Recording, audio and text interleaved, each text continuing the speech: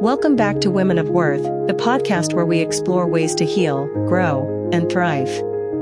Today, we're tackling a deeply personal and transformative topic: healing after a toxic relationship. If you've ever been in a toxic relationship, you know how difficult it can be to reclaim your sense of self and rebuild your life. Toxic relationships leave behind emotional scars that can make it hard to trust yourself and others again. But here's the truth: healing is possible, and you can emerge from this experience stronger, wiser, and more empowered than ever before. In today's episode, we'll walk through the practical steps you can take to rebuild after leaving a toxic relationship. From processing your emotions and setting healthy boundaries to rediscovering who you are and finding your sense of worth again, these steps are designed to help you heal and move forward with confidence. Before we dive in, don't forget to hit that like button and subscribe to our channel if you're new here. We post new episodes every week, filled with guidance and tips to help you on your self-improvement and mental health journey. And if you know someone who could benefit from this episode, please share it with them, because healing is something we don't have to go through alone. Now, let's get started. Here are the steps to healing and rebuilding your life after a toxic relationship. Hey everyone, welcome back. Today we're going to deep dive into something that I think is really important, and that's healing after a toxic relationship. Something that I think a lot of us, unfortunately, especially women, have had to go through at some point. So I am so excited to have this expert here with me today to help us unpack this and really figure out how to heal from this kind of experience. Yeah, absolutely. And I think it's such a great topic to deep dive into because, as you said, a lot of people, particularly women, are impacted by these kinds of relationships. And they can really have a lasting effect on, your self-worth and even, future relationships. So it's really important that we kind of break down what exactly, a toxic relationship is, because sometimes it can just feel like a bad breakup or, a rough patch. But there's a lot more to it. Yeah, for sure. I think we've all had disagreements or arguments in relationships, but when does it cross that line into toxic territory? What are the red flags? Yeah, that's a great question. I think one of the key things to look out for is our patterns of behavior. So it's not just about, like you said, an occasional disagreement or argument. It's about consistent, criticism, belittling, or gaslighting. And gaslighting is something that I think a lot of people have heard of, but it's still so hard to kind of wrap your head around. It's where your partner's basically twisting reality to make you doubt your own sanity. Oh, wow. Yeah, that sounds so manipulative. It is, yeah. It's incredibly insidious because it really chips away at your confidence. And you're left feeling confused and questioning your own perceptions of reality. It sounds like it's almost intentional, they're trying to break you down. And unfortunately, in a lot of cases, that is what's happening. And so the impact of this is really profound, especially for women. In the research that we looked at, we saw so many women talking about struggling with low self-esteem after being constantly criticized and told that they're not good enough. Do you remember Emily's story? Oh, yeah. Emily's story was heartbreaking. So she started doubting her intelligence, her abilities, and it wasn't just in the relationship. This started to seep into all areas of her life. Right. It's that toxicity, like you said, just seeps into every part of you. Exactly. And then on top of that, you often have this emotional dependency that develops because a lot of times these toxic partners will isolate you from your support system. So that could be your friends, your family, even your colleagues. And so you're left feeling completely helpless and often terrified of being alone. So you're trapped even within the relationship. Exactly. Yeah. Leaving feels impossible. And so, one of the sources we looked at, Sarah, her partner discouraged her from seeing her loved ones, so she became completely reliant on him. And when the relationship finally ended, she just felt utterly lost. She had no one to turn to. It's a really common tactic, unfortunately, that these partners use to control the other person. Yeah. Wow. It's they systematically dismantle your support network. Yeah, exactly. So that you're just completely vulnerable. And then that isolation feeds into another big challenge, which is this loss of identity. When you're constantly being controlled and criticized, you start to suppress your true self. So your passions, your values, even your own personal style gets buried under the weight of your partner's disapproval. So you become a shadow of your former self. Wow, that's such a powerful way to put it. And it's exactly what happened to Lisa. She was this vibrant traveler and artist, and she completely abandoned her hobbies because her partner constantly belittled them. Oh my God. So she completely lost sight of who she was outside of that relationship. Yeah, it's her spirit was slowly crushed. And I think we've talked a lot about the emotional toll, but it doesn't stop there, right? Absolutely not, no. It really impacts like your overall well-being. It does, yeah. Toxic relationships really wreak havoc on both your mental and physical health. Because think about it, you're living in this constant state of stress and anxiety. And so we saw this in a lot of our research. This can lead to insomnia, headaches, digestive issues, even chronic conditions. Like Jessica, for example, in one of our sources, she had these chronic migraines.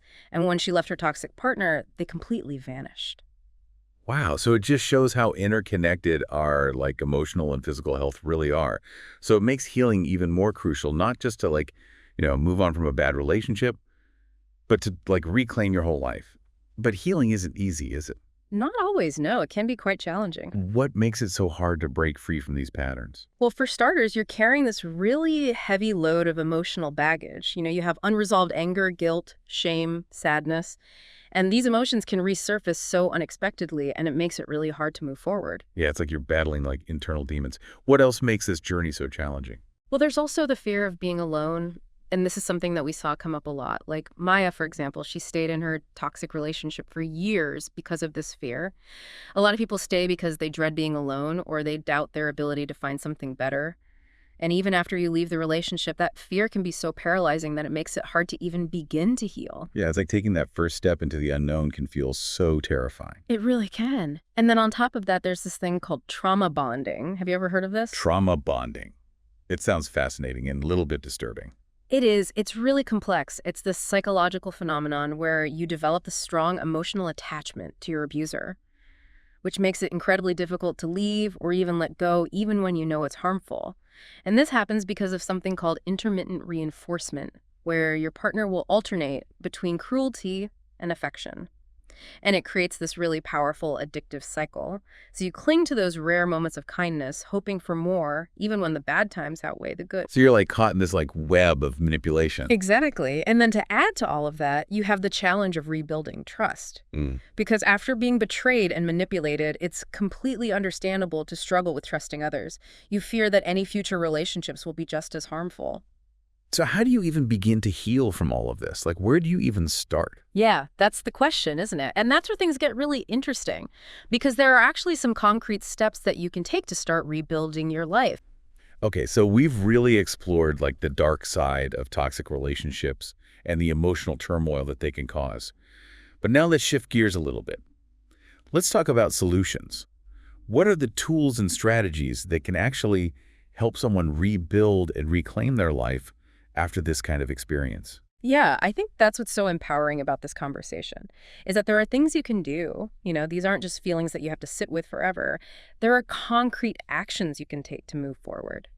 And it all starts with acknowledging and accepting your emotions. Okay, so just like recognizing and like allowing yourself to feel. Yeah, and that sounds so simple, right? Mm. But it's actually one of the most difficult steps, because it requires you to really confront that pain that you've been carrying. Yeah, especially I imagine after being in a relationship where your feelings were probably denied or minimized. Yeah. To then allow yourself to actually feel them must be really challenging. Absolutely. And it's about giving yourself permission to feel the anger, the sadness, the grief, even the confusion, without judging yourself. Don't try to bury those emotions or force yourself to get over it too quickly. Right, because I feel like we're often told to just like move on. Yeah, and that can actually backfire. It can hinder the healing process. It's more about like leaning into the discomfort. In a way, yes. It's about processing those emotions, but doing it in a healthy way. And so journaling can be really helpful for this. Or talking to a trusted friend or a therapist. Like in one of our sources, Katie found a lot of healing through journaling and therapy. It allowed her to really unpack all that emotional baggage she'd been carrying for years. So giving yourself that space and that permission to actually heal. Exactly. And then as you start to kind of work through those emotions, reconnecting with your support system becomes so important. Remember how we talked about how toxic partners will often try to isolate their victims? Right, yeah. Well, rebuilding those connections is essential for healing. It makes sense, like surrounding yourself with people who love and support you. Yeah. But I imagine after you've been betrayed or hurt, like reaching out can feel so vulnerable. It definitely can be. But I really encourage you to reach out to your loved ones. Let them know what you've been going through. Their support can be so validating and so empowering. And also consider joining a support group, because connecting with other people who've walked a similar path can be so healing it reminds you that you're not alone in this. Yeah, and I remember like in one of our sources, Anna, she reconnected with an old friend. And she talked about how helpful that was. It's like, even after a toxic relationship, you're still worthy of love and connection. Exactly. And alongside those connections, prioritizing self-care becomes essential. Yeah, especially after being in a relationship where your needs were probably neglected. It's like you're finally allowed to put yourself first. Exactly. It's about reclaiming your well-being and doing things that nourish your mind, body, and soul. So that could be, exercise, meditation, spending time in nature, or maybe pursuing hobbies that you might have given up during the relationship. Like rediscovering what brings you joy. Yes, exactly. I know we talked about Maria in one of our sources. Did she find solace in something specific? She did. Yeah, she found a lot of peace and healing through yoga and meditation. It helped her regain a sense of calm and inner peace, which she really needed after the chaos of that toxic relationship. It's like filling up your own cup, after it's been empty for so long. Exactly. And then as you start to prioritize yourself, setting boundaries becomes so important. And this applies to, everyone, but especially when you're dealing with your ex. Right, because even though the relationship is over, those toxic patterns can continue if you let them. Exactly. Healthy boundaries are essential for protecting your well-being, and they help you reclaim your autonomy. So that might mean limiting contact with your ex, blocking their number, or just establishing really clear expectations for what you will and will not tolerate. I remember in one of our sources, Claire, she blocked her ex's number, and that really helped her to kind of regain control and focus on her own healing. It's a good reminder that you have the right to protect your own space and energy. Absolutely. And sometimes even with all of these steps, you might need a little extra support. Yeah, for sure. And that's where professional help can be so beneficial. Therapy. Yes, therapy can be incredible in these situations. It's like having a guide, someone to help you navigate all the complexities of healing and trauma. Exactly. A therapist can provide guidance, help you process the trauma, and also help you develop those coping strategies that you need to move forward. Cognitive behavioral therapy, CBT, and trauma therapy are particularly effective for dealing with the aftermath of toxic relationships because they can help you identify and challenge those negative thought patterns and then develop healthier ways of relating to yourself and others. Yeah, like Julia from one of our sources, she really struggled with PTSD after her abusive relationship, and therapy was like a game changer for her. It's a good reminder that seeking professional help is not a sign of weakness. It's actually a sign of strength. Absolutely. And then beyond therapy, there's also the aspect of rediscovering yourself. Because after losing so much of yourself in a toxic relationship, how do you even begin to reclaim your identity? Yeah, that's a big question. It is. And it's such an important part of healing. It's about reconnecting with your passions, exploring new interests, setting goals that align with your values. It's about remembering who you are outside of that toxic dynamic. And I love the example of Lauren from one of our sources. She reignited her passion for photography after leaving her toxic partner. It's like she rediscovered this lost part of herself. I love that. It's such a beautiful reminder that you can reclaim those things that bring you joy, those things that make you feel alive. And as you do that, you start to rebuild that sense of self-worth that was eroded in the toxic relationship. This all sounds really empowering, but it also sounds like a long and winding road. It is. You're right. Healing isn't linear. It's a process with ups and downs, twists and turns. And that's where patience and self-compassion becomes so important. So being kind to yourself, allowing yourself to stumble, knowing that it's all part of the journey. Exactly. Like Sophia in one of our sources, she learned to really embrace the journey. She understood that some days would be harder than others, and that's okay. It's about recognizing that healing takes time and allowing yourself to heal at your own pace. This has been so insightful. But before we wrap up this part of our deep dive, I'm curious to hear more about what our sources had to say about the ultimate goal of healing. What does it look like to not just heal, but to truly thrive after a toxic relationship? That's such a great question. And it's one that we're going to delve into in the final part of our deep dive. Okay, so we've talked about the dark side of toxic relationships and all the emotional baggage that comes with them. And we talked about, some steps that we can take to heal. But now I'm really curious to explore what lies beyond just healing. What does it mean to truly thrive after experiencing something so painful? Yeah, I think that's the really inspiring part of all of this, is that it's not just about surviving this experience. It's about emerging from it, stronger and more resilient than ever. So thriving after a toxic relationship, it's about transforming that pain into wisdom and then using that wisdom to fuel your own growth.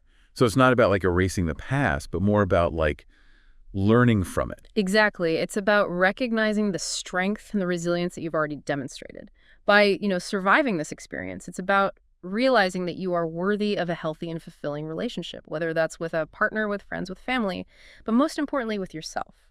That makes me think about, when we were talking about the loss of identity that can happen in a toxic relationship. So thriving must involve like rediscovering who you are and like reclaiming that sense of self. Absolutely. It's about, reconnecting with those passions, exploring new interests, setting goals that actually align with your values. It's about remembering who you are outside of that toxic dynamic and embracing all those, beautiful and unique aspects of yourself. So self-love and self-acceptance are like key ingredients here. Yeah, they're absolutely essential. Because after a toxic relationship, it's so easy to feel broken or damaged. But it's so important to remember that you are whole and worthy just as you are. And, cultivating self-love, it's a journey. It's about treating yourself with kindness, compassion, and respect. It's about acknowledging your own needs, setting those boundaries, and prioritizing your own well-being. It's about celebrating your accomplishments, no matter how small they are, and forgiving yourself for, any mistakes that you think you might have made. So it's like rebuilding trust, not just with others, but with yourself. Exactly. And as you rebuild that trust, you'll start to rediscover your passions, your purpose, your joy. You can create a life that really reflects your authentic self, a life that's filled with things that make you feel alive and vibrant. I know some of the sources that we looked at talked about how, some women rediscovered their love for things like travel or art, or they even launched new careers after leaving a toxic relationship. Right. It's all about embracing those new possibilities, stepping outside your comfort zone and creating a life that feels aligned with your true values and desires. It's about reclaiming your power, your voice, your agency. Exactly. And remember, the journey isn't always going to be easy. There are going to be challenges and setbacks and moments of doubt. But with every step that you take towards healing and self-discovery, you are becoming stronger and more resilient and more capable of creating the life that you deserve. That is such a powerful message. Healing isn't just about surviving, it's about thriving. It's about reclaiming your life and creating a future that's filled with joy, authenticity, and those deep, meaningful connections. And remember, you're not alone on this journey. There are so many resources and support groups and therapists out there who can help guide you along the way. Thank you so much for sharing your expertise with us today. This has been such an insightful and I think empowering deep dive. And to our listeners, we hope this episode has given you hope and some validation and maybe some practical tools to help you on your own healing journey. Absolutely, healing is possible and thriving is within your reach. And if this episode resonated with you, hit that like button, subscribe to our channel, and share this with someone who might need to hear this message. Let's create a community of support where we can all empower each other to heal and grow and thrive. Thanks for joining us on The Deep Dive.